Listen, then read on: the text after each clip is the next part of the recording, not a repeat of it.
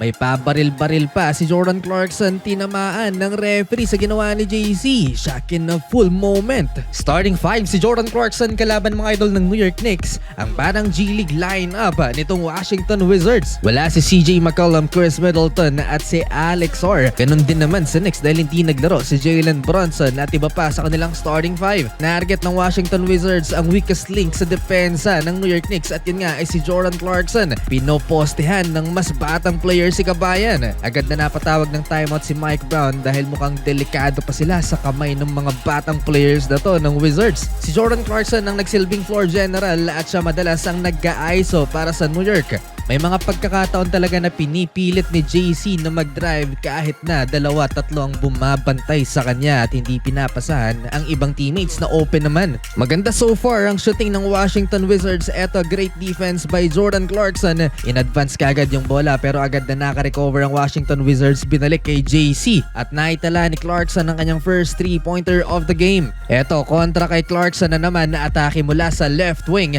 Naiwan ang depensa ni JC for another layup ng Wizards. Nakachempo ulit si Jordan Clarkson ng 3-point basket sa corner at sa pagkakataong ito nasamahan pa ng foul. Sinamahan pa ng pabaril-baril na celebration ni JC. Yun nga lang hindi niya nakumpleto ang 4-point play opportunity. Still a great first quarter for Jordan Clarkson. 8 points, 8 minutes sa first quarter, 60% sa field. 36-26, 10 points ang inahabol ng New York Knicks going into second quarter. Mukhang madudungisan yata ang 3-0 record ng New York Knicks mga idol dahil hirap pa rin sila dito sa second frame. Lobo pa sa 15 points ang lamang ng Washington Wizards. Nasa upuan pa rin si Kabayan. Halfway through the second quarter, ipinasok si Jordan Clarkson. Pero hindi pa rin naibaba ng New York Knicks ang lamang ng Washington Wizards kahit nasa court na si JC. 68% sa field ng Washington Wizards sa first half at lumobo pa ng lumobo ang lamang nila sa Knicks. Nashokin na full pa si Jordan Clarkson nang pasahan niya ng bola ang referee sa mukha. Bound pass, nadulas yata sa kamay ni JC ang bolang yon at nag-commit ng turnover. 75-72, 23 points ang inahabol ng Knicks at the half. Third quarter mga idol, anyari kay Jordan Clarkson, pinasayaw lang ng 19 years old rookie na si Will Riley.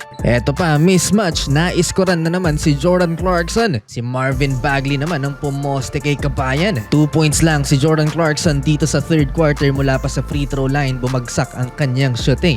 Hindi pa natapos ang pamamahiya ng Washington Wizards sa sariling home court ng New York Knicks dahil natambakan pa ng 30 ang home team. 6 players from the Wizards ang nakapagtala ng double-digit scoring baba sa 25 ang inahabol ng home team 100-75. Fourth quarter kahit walang Jordan Clarkson, nagkaroon ng pag-asa ang New York Knicks na makambak ang Washington Wizards dahil nakat nila under 20 points ang lamang ng visiting team. Pero dahil medyo may kalakihan ng agwat ng Washington Wizards sa New York Knicks, hindi na to nahabol pa ng home team. Panalo ang visitors at natuldo ka na ang 3-game winning streak ng New York.